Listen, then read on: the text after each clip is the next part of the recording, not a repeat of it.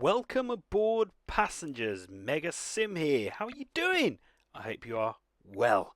Today's video, of quite a few today, the first one, building Southeastern high speed news article.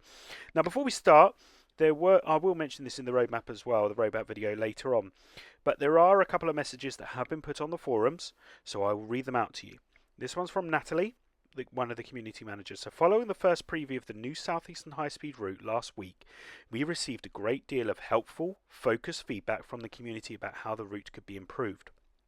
As described during the preview, the sound in the route had not been finalised at this time. However, your comments helped us to understand better what is needed from sound in order to improve your experience and the immersion you feel in the game overall. There will be changes to the route, as was seen during the Festival of Rail, and we hope to be able to preview these next week ahead of the route's release. These changes include sound, scenery, and services, the 3 S's.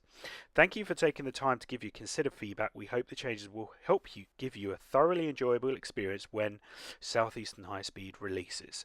So that's actually a really nice comment there, a post from Natalie from the team at Dovetail Games. So yeah, we know that there have been quite a few forums and messages about Southeastern from the preview that we saw on that Friday. So it looks like the Dovetail Games are looking at it. Thankfully, we are still getting the release of the 4th of Feb. But just wanted to mention that before we start this news article. Excuse me. So yeah, Sam did mention that it may likely be a day one update for the console players. So we could get the console version with the old version at midnight, and then we may get an update during the day. Not sure yet. But now, going to the main part of this video today, building Southeastern high speed. Remember, links in the description below of this news article, but we're going to be discussing that. So, chatting to the development team about building the signalling system on the upcoming Southeastern high speed. So next week, classic mainline and thrilling high speed come to Train Sim World 2 with the new UK route. And so we're talking to designer Jeffrey Douglas and the signalling team about how the real-world signalling system was recreated with over, guess, 650 signals to support the 395 and the 375 /9. So we've got the version 9 of the 375.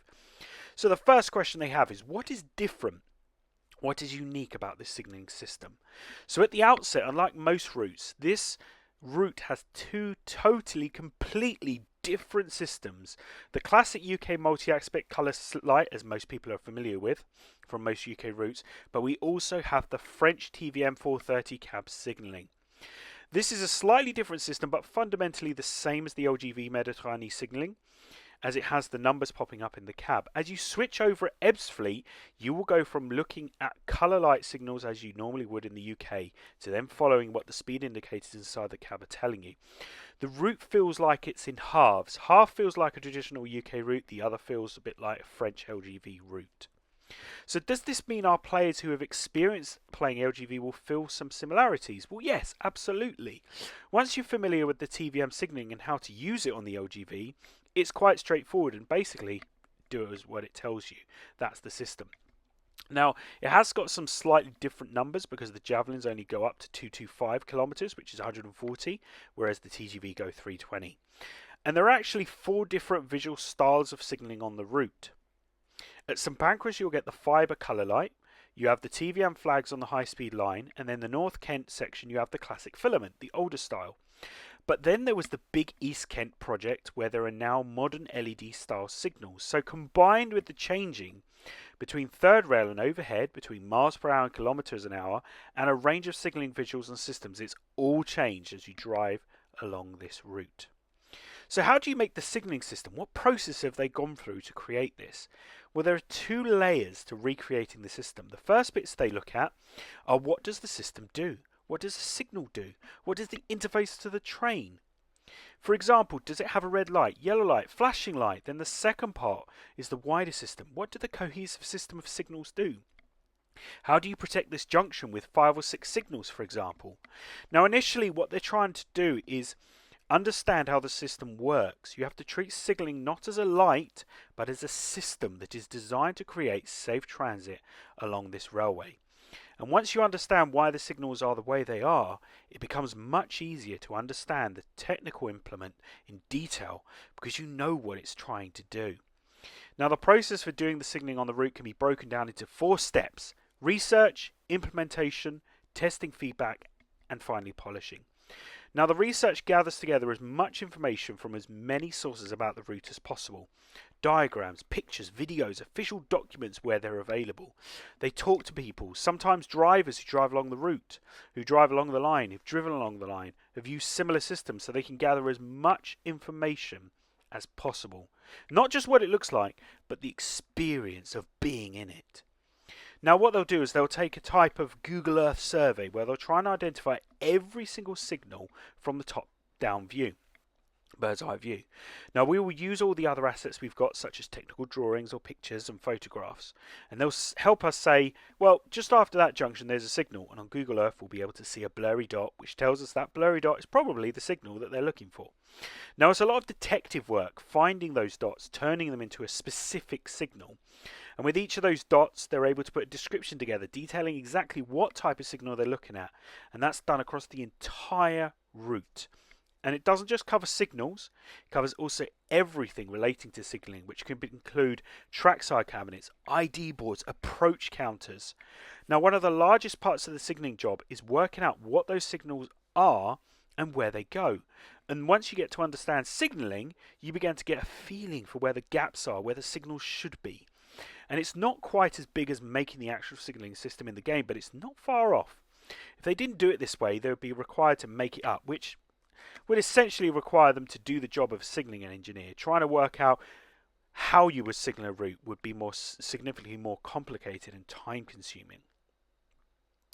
Now they have the research done, it comes down to the basic implementation. They go about that in 2 steps. The first step is to import that giant marker file that was created into the game so that they're able to see in the game where all those markers are for all the signals. Then they put placeholder signals, which look like big giant lollipops, that are track linked, and the objective here is to create a signal object that is track linked into the correct location and that set the placeholder signal so it acts like an actual signal even though it doesn't look like the real thing. It all has to have the correct routes, properties, speed limits, whether it's a shunt route, a main route, all that various technical data for the signaling route set up are all done. So we can see in these photos, because we're running through all the photos of Southeastern High Speed, those lollipop signals. Now once we've done that, things become playable. The gameplay team are able to start making gameplay because the route now works. All of those signals look wrong, but they do what they need to do. Now the signaling system then needs to focus on getting all the visuals set up done. What the team do is use a building block type parts, and effectively they snap these things together. Rather than having one asset which is a finished signal that gets placed, what the team do is create a base, a ladder post, 3 aspect head, 2 aspect head, and so on. And then they can combine those inside the editor by selecting the pieces they need and clipping them all together. But sometimes with a signal there can be 30 pieces clipped together. For example, if a post angles at 45 degrees, then we're able to change all these lengths within the editor without any need for artists to get involved. So what that means is the power is there to make the signals as unique as they need to be without requiring tons of art time and without any performance implications. So when the majority of route has its signaling finished to a functional state and speed limits are applied, testing can begin both in-house and with the external beta team. A lot of people who help them with the technical information in the first part are there at the end of the process as well. They give them tons of feedback, what might have been done right, what they could do better. And it's that process of listening to that feedback and improving as much as we can. So this sounds like what Natalie said about the game, improving it with the scenery and things like that. Now, did they come across any challenges? Well, TVM has had a lot of changes and improvements to some slightly unique characteristics for this line, but generally they've been improving the TVM system after learning some lessons from LGV.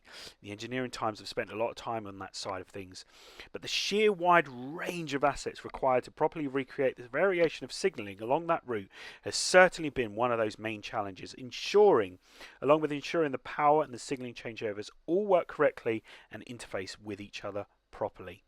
Now, what was the favourite part of the signalling on the route? Well, they've worked with one of their beta testers to create LED lens textures to represent the arrangement on the newer signals. So these are the Kent upgrades. So what you'll find is when you see the newer LED signals, you look up to them, you can see the individual LEDs. They've tried to copy the patterns, find that when they're driving the route, they twinkle a bit differently. You can see it looks different to other filament lights, and it adds to the realism that they're trying to recreate. And they would like to thank all the beta testers and advisors who help them, as they get lots of advice and guidance, and they answer endless questions from them about how things work, and they really appreciate the time and consistently go above and beyond of what is there. Now, as we know, Southeastern High Speed is coming out next week, Thursday the 4th of February. This is a great news article. As I said, the news article is in the description below, but have a great day. We'll see you on the next video.